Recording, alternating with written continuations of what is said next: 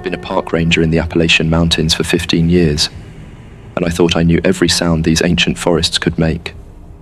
The way the wind howls through the hollow valleys on autumn nights, the rustling of bears through mountain laurel thickets, even the peculiar echo that mining caves make when rainwater drips into their depths. But what I heard on that October morning in 2023 was something entirely different. I was doing my regular patrol along the eastern ridge of Mount Mitchell when I found the first set of tracks.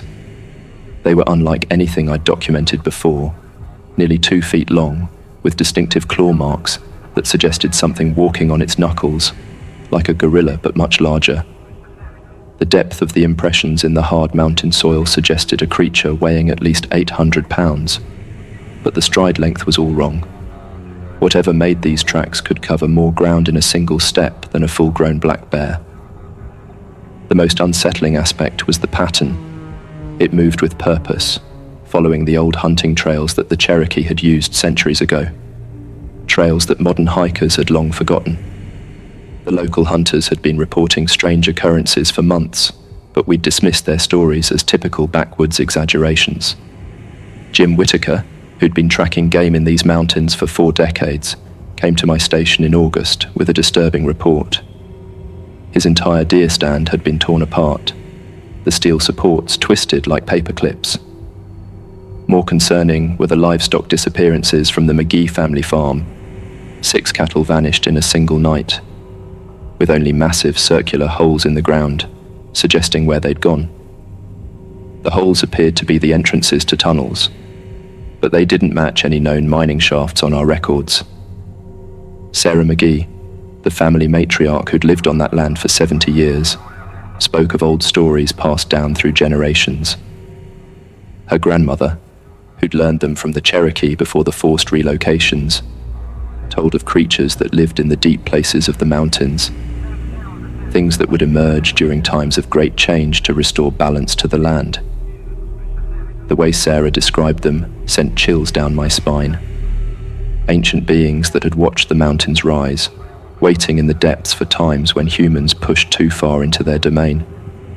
The first real evidence that something was terribly wrong came when we found the research station at the North Face completely destroyed. Dr. Linda Martinez, our resident wildlife biologist, had been conducting a long-term study on black bear populations in the area. Her equipment was scattered across half an acre, including reinforced steel camera traps that had been crushed like aluminum cans. The scientific instruments were a total loss, but it was the data that proved most disturbing.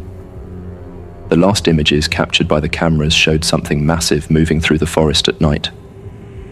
The infrared sensors indicated a body temperature far higher than any known mammal, and the motion patterns suggested an intelligence that seemed to understand it was being watched. Most unsettling were the audio recordings, a deep rhythmic sound that Dr. Martinez described as like whale song, but coming from inside the mountain itself. When we played the recordings for Robert Walking Bear, one of the few remaining Cherokee elders who still visited the area, his reaction was immediate and severe. He refused to listen to more than a few seconds, claiming that these were the voices of the deep ones, and that playing their songs would draw their attention. The situation escalated rapidly after we discovered the first body.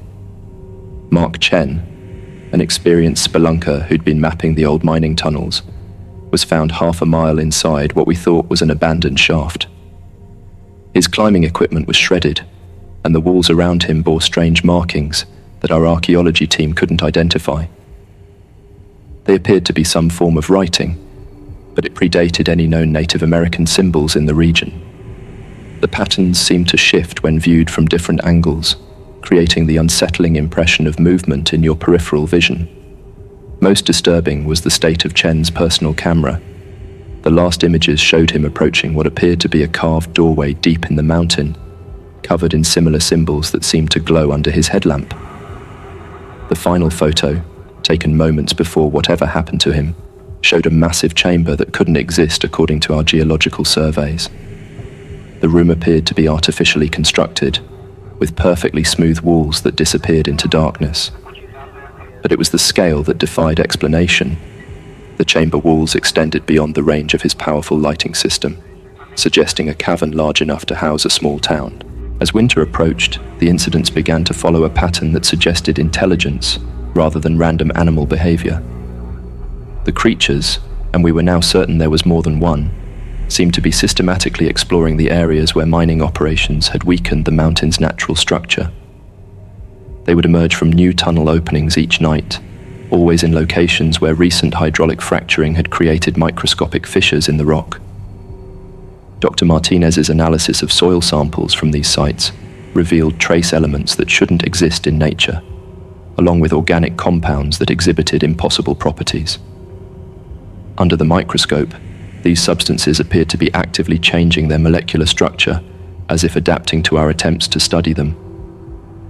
The mining company's geological surveys, which they reluctantly shared after significant pressure, showed a network of caverns extending far deeper into the mountain than previously thought possible.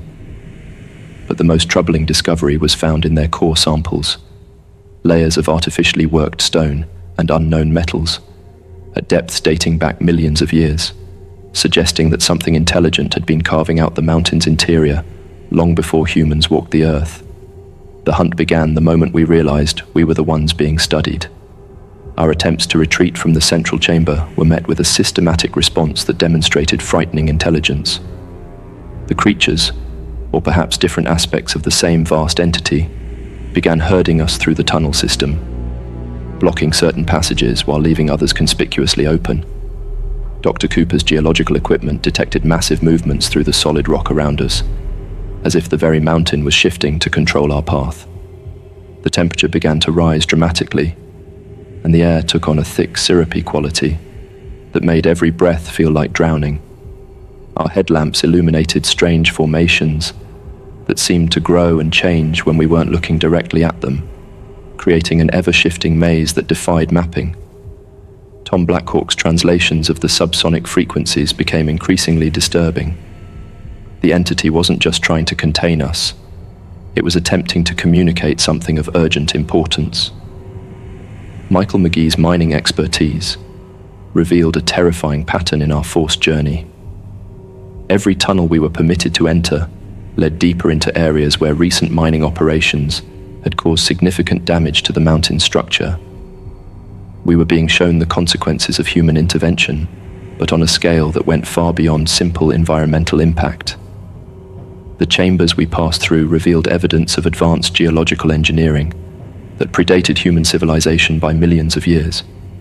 Dr. Martinez's biological sensors detected life forms that existed in a state between organic and mineral, creating living structures that formed part of the mountain's fundamental architecture. The entity's response to mining damage wasn't just territorial, it was more like an immune system trying to repair catastrophic injury to a living organism. But its method of repair operated on principles that violated our understanding of physics and biology. We witnessed solid rock flowing like liquid, crystalline structures that grew and replicated like living cells, and patterns of energy that seemed to connect everything in networks of light that hurt our eyes to look at. The true nature of what we were dealing with became clear when we reached what Dr. Cooper called the Nexus Chamber. It was a vast spherical space that shouldn't have been possible at this depth, with walls that rippled like water despite being solid stone. Here, the entity manifested itself in a way that challenged our sanity. What we saw wasn't a discrete creature, but rather a shifting mass of geometric patterns that seemed to exist in more dimensions than our minds could process. It moved through angles that shouldn't exist, creating after-images that lingered in our vision, like burns on a photographic negative. The air itself seemed to crystallize around it, forming structures that carried meaning in their shape, a form of communication that bypassed language entirely and planted concepts directly into our consciousness. Through this impossible dialogue, we began to understand that the Appalachian Mountains weren't just a geological formation. They were part of an ancient living system that had been monitoring and maintaining Earth's structural integrity for hundreds of millions of years. Dr. Martinez's final recordings, before our equipment completely failed, captured data that suggested an even more incredible truth. The entity wasn't simply ancient, It was a remnant of Earth's earliest attempts to develop conscious life, a form of intelligence that had evolved in the planet's deep mineral structures long before organic life emerged on the surface. The caves and tunnels throughout the mountain range weren't just passages. They were more like blood vessels in a gigantic living organism. Modern mining and drilling operations weren't just causing environmental damage. They were literally wounding a conscious being that experienced time and existence in ways we couldn't comprehend. The disappearances and destruction we'd been investigating were equivalent to an immune response. But the entity was trying to find a way to communicate with us, rather than simply eliminate the threat we posed. Tom Blackhawk's increasing ability to interpret its attempts at communication suggested that some ancient human cultures had achieved a level of understanding with these beings, but this knowledge had been largely lost or dismissed as mere folklore. The price of this revelation was devastating. As we stood in that impossible chamber, witnessing something that existed beyond the boundaries of human comprehension, the entity made its intentions clear through a final, overwhelming transmission of pure information. The damage caused by modern industrial activity had reached a critical threshold. The ancient system that helped maintain the planet's geological stability was failing. The creatures we'd encountered weren't emerging to attack us. They were being forced to the surface as their deeper habitats became uninhabitable. But more terrifying was the glimpse they gave us of what would happen if their system completely failed. We saw visions of continental plates shifting catastrophically, of massive geological chains collapsing as their ancient supports gave way. The entity was offering us a choice, but not one that any human authority would be likely to accept. Even now, months later, as I compile this report from my hospital bed, I'm haunted by the certainty that we're running out of time. The doctors say the tremors in my hands and my difficulty speaking are symptoms of PTSD, but I know they're really after effects of direct contact with something that operates on a geological timescale. Last week I received a package from Tom Blackhawk, who hasn't been seen since our emergence from the mountain. Inside was a single piece of crystalline rock with impossible geometric patterns that seem to shift when I'm not looking directly at them. Late at night, when everything is quiet, I can feel it vibrating with a frequency that matches the tremors that have been increasing throughout the Appalachian range. Something is still trying to communicate with us, still trying to warn us, but I fear that next time, it won't be trying to communicate. It will be trying to survive. And the cost of its survival might be higher than humanity is prepared to pay.